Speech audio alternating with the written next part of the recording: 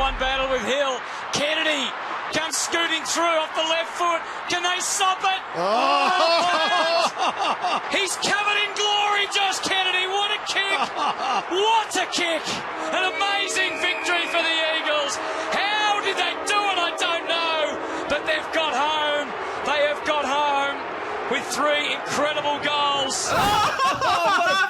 Beauty! 13 points down with 6 minutes to play. The boys run well over the top of the Adelaide Crows, away from home, Rochi. Big win. Massive win, mate. We don't often win at AAMI Stadium as it is, and to beat Adelaide, obviously a few players down, huge win, mate, but there was no bigger hero than the great man Josh Kennedy there when he kicked the sealer. He does deserve plenty of praise, Joshy K, not just for his 4 goals, but just in terrible conditions, mind you. It was rainy, it was windy, not good for the forwards, but his entire season in general. He's leading the Coleman, looking good for his first nod as All-Australian. I'd say so. Yeah. He did spark a massive story during the week, which was grabbed by the media. Admitted he's trying to minimise the stutter. Let's have a listen. Yeah, with the stutter, I suppose it was getting to a point where it was probably getting a bit risky, and I was probably losing a bit of control on the way I wanted to kick.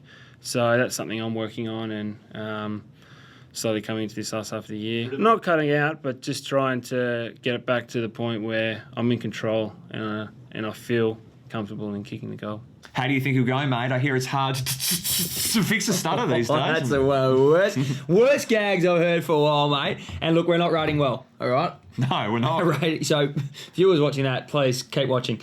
Look, mate, I hope he can do it again this week. He needs to kick another 4 to give us a chance to beat Freo this week, and maybe even 6 would be nice. He was Don the saviour of the match, but one other bloke who should definitely be crowned some credit, Josh Hill, in his 100th AFL game. He's laid the critical shepherd. It was the shepherd of the year. Yeah. Gave JK that bit of space to nail through his left foot special, but he's filthy. Should be filthy, mate. Apparently he didn't get a mention in the team meeting on Monday. I think everyone else in that last bit of play got a mention, even Wax Torp. But, mate, the vital thing was the shepherd that Hilly laid, and look, no mention, but, mate, we'll give you a plug for that. Well done. What about, he's tossed the coin 3 times, Hilly. He's 3-0. Should he do it every week? He's on fire. What do you mean, toss the coin as in winning the toss or winning a game? He's won the toss. Who cares, mate? It's irrelevant. It's half the battle, mate. Mate, it's not. Unless there's a howling win and the win stops at quarter time. Came home well in the last quarter. What about Hilly not getting nominated for Goal of the Year for this marvellous soccer effort? Are we getting stitched up in the Goal of the Year nominations? I think we are, mate. And for those of you that were watching the show a couple of weeks ago, we had a crack at the Goals of the Week last week. Mate, we had a crack at this one. We ran out of tape. No, I can't even show it. Couldn't show it. It took us too long. So went through 4 tapes. Yeah, couldn't do it.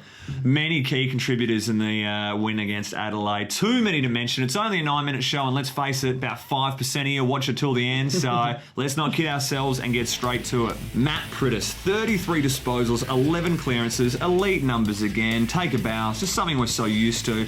But Chris Marston, get more of the footy, mate. Mate, he is killing it. 39 touches on the weekend, 11 contested. Very good for a bloke his size. He still hasn't got the 40 yet. He won't be too far away, though, if he keeps playing like that. He's been sensational. Another great player of the night was Eric McKenzie. He's been in great touch, probably leading the best and fairest, some would say.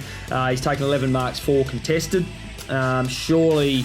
yeah, chance for the best and fairest. And don't forget he signed just a couple of weeks ago for the next 3 or 4 years. So, look, we've got him wrapped up and he's playing great footy. In sparkling touch. I think he started all of those drives in the last quarter that resulted in goals. Big turnover marks. It was brilliant work. Will Schofield, well, he thinks a bit more nationwide recognition is in store for the Big Easy. I think he's been the best backman in the competition this year. I think he's the most underrated player in our team in the comp. Takes the best player every week and rarely gets beaten in contests, let alone over a full game. I don't think this year he's been beaten over a full game by any forward, and he gets the best forward every week. So, yeah, he's a great player in really good form, and I'd be picking him if I was on the All-Australian committee. 16 disposals, 6 contested, 3 marks, 2 clearances, and a goal. Pretty good stats for a sub, you got to say, Rochi. That is super sub numbers there, Thumper. Sensational stuff from Andrew Embley. He's come on, kicked a crucial goal. He exposed Adelaide for the lack of run. Don't forget that they subbed their sub early, and then they had a player go down. So he exposed that, and it was excellent stuff. What about the torpedo on the run? I know. That was great. Hard to pull off. Yeah, it's very hard. Some people forget that Andrew Embley came on a little earlier in the game for the Shepherd substitute rule, and he wasn't in real peak form. Who gives us that quote? Was this the Will Schofield show? Embers is as honest as anyone, and I think he won't mind me saying he was rubbish when he came on for the first 20 minutes. He was a bit rattled, but I think it'd be hard because you'd be expecting to sort of sit around until the third quarter or whatever and had to come on at the start of the second, and he was fumbling and just didn't look like it. And then it was almost like it was a warm-up because by the time he came on for the second time, he was absolutely firing, all pistons going. So, Couple of tough losses from the boys over the weekend. Vice-captain Beau Waters and Pat McGinnity set to face just under a month on the sideline. Bowie having arthroscopic surgery on his knee to try and fix up, try and get a good run home into September. Wish him all the best with his recovery. Hopefully it's quick. Pat McGinnity, the victim of a sling tackle, KOing Bernie Vince, mate. He had no idea where he was, according to the physio staff. Stiff penalty, carryover points don't help him. Especially he was just playing his third game of the year, Tom. Unlucky. It's fair to say unlucky. I mean, we have seen the indiscretion there by the big McKernan. He's thrown the elbow in and nearly killed poor old Brad Shepherd. Only got 2 weeks. Did kill him. He was out for a certain amount of time. Heart stopped on ground. Well, yeah, look, it's a shocking elbow, and he's only got 2 weeks. Bit of a disgrace there, I believe. Poor old Guinness. Just a big tackle. It wasn't even a sling tackle. It was a harsh tackle. And Not allowed a sling tackle, I Roshi. know, mate, but just because Bernie's head hit the ground, he become concussed. Mate, it was not malicious at all compared to the McKernans. One's got 2, one's got 3. I mean, you do the math. It just doesn't work for me. Excellent work from Brad Shepherd to come back from that elbow. Dazed and confused, massive, but he's ended up having in the play of the game where he's got a finger on Rory Sloane's certain goal in the goal square. And how good was the camera work? You've got the fingers flicking back. It looked fuzzy. Gosh, it was brilliant. Yes, great rule there by the AFL. Well done. Magic moment time. Check out this bit of play. Adelaide attacking up by 13 points. Handful of minutes left. Big Josh Jenkins attacks the ball. Matty Rosa undersized against the big forward. Splendid tackle, but how's this little follow-up? Brilliant soccer pass to Dean Cox. Players moved on, and that sparks the run of goals from West Coast. I think Matty Rosa was involved in almost all of the last quarter goals, so he gets all of my magic moments, Tom. Very nice, mate. My magic moments is where Will Schofield's gone from hero to villain, mate. He kicked a great running goal here, which was a great effort from a backman. He has been known to kick a few goals like Yeah, reminiscent of last year's Derby one where he ran half the field. We got a clip of that? You know we do. Here we go. You like that? Wow, well done. But, mate, have a look at this. This is terrible, mate. Get the fist into it, Scully. Punch it over the line. I can only imagine what Woosh is thinking there, mate, but you were good early and you were shocking there.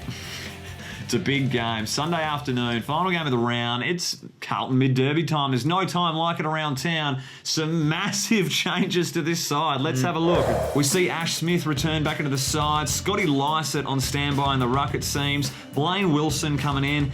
And how about these two debutants? Adam Carter and Cale Morton into the extended interchange.